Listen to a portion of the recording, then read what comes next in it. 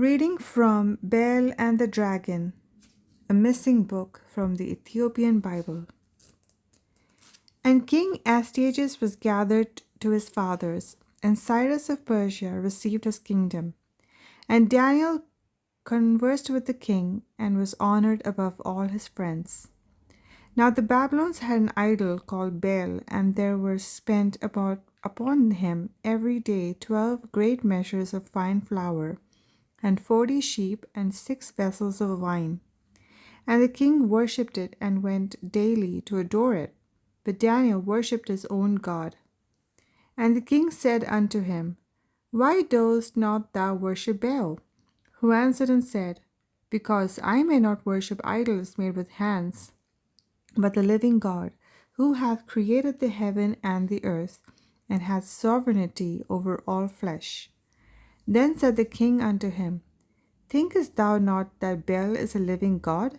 Seest thou not how much he eateth and drinketh every day?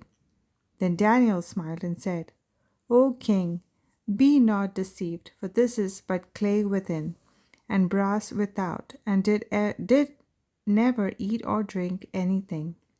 So the king was wroth, and called for his priests, and said unto them, If ye tell me not who this is that devoureth these expenses, ye shall die. But if ye can certify me that Baal devoureth them, then Daniel shall die, for he hath spoken blasphemy against Baal. And Daniel said unto the king, Let it be according to thy word. Now the priests of Baal were 70, beside their wives and children, and the king went with Daniel into the temple of Baal. So Baal's priests said, Lo, we go out, but thou, O king, set on the meat, and make ready the wine, and shut the door fast, and seal it with thine own signet. And tomorrow, when thou comest in, if thou findest not that Baal hath eaten up all, we will suffer death, or else Daniel thus speaketh falsely against us. And they little regarded it, for under the table they had made a privy entrance, whereby they entered in continually and consumed those things. So when they were gone forth, the king set meats before Baal. Now Daniel had commanded his servants to bring ashes, and those they strewed throughout all the temple in the presence of the king alone. Then went they out and shut the door, and sealed it with the king's signet, and so departed. Now in the night came the priests with their wives and children, as they were wont to do, and did eat and drink up all.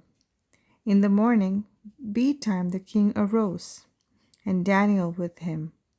And the king said, Daniel, are the seals whole? And he said, Yea, O king, they be whole.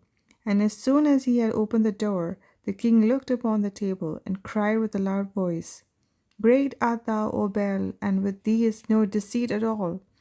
Then laughed Daniel, and held the king that he should not go in, and said, Behold now the pavement, and mark well whose footsteps are these. And the king said, I see the footsteps of men, women, and children. And the king was angry, and took the priests with their wives and children, who shewed him the privy doors, where they came in, and consumed such things as were upon the table. Therefore the king slew them, and delivered Baal into Daniel's power, who destroyed him and his temple. And in the same place there was a great dragon, which they of Babylon worshipped. And the king said unto Daniel, Wilt thou also say that this is of brass? Lo, he liveth, he eateth and drinketh, that thou canst not say that he is no living God. Therefore worship him. Then said Daniel unto the king, I will worship the Lord my God, for he is the living God. But give me leave, O king, and I shall slay this dragon without sword or staff. The king said, I give thee leave. Then Daniel took pitch and fat and hair, and did seethe them together, and made lumps thereof. This he put in the dragon's mouth, and so the dragon burst in sunder. And Daniel said, Lo, these are the gods ye worship. When they of Babylon heard that, they took great indignation and conspired against the king, saying, The king is become a Jew, and he had destroyed Baal, he had slain the dragon, and put the priest to death.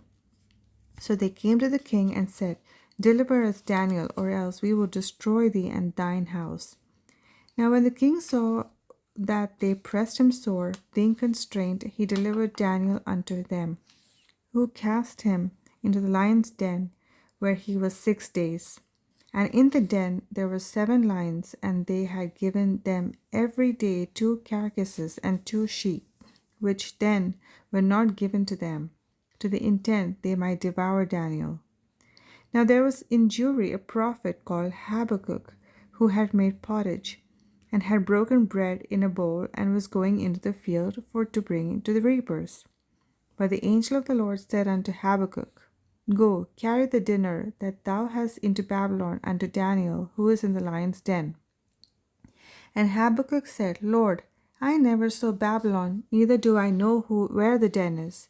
Then the angel of the Lord took him by the crown, and bare him by the hair of his head, and through the vehemency of his spirit set him in Babylon over the den.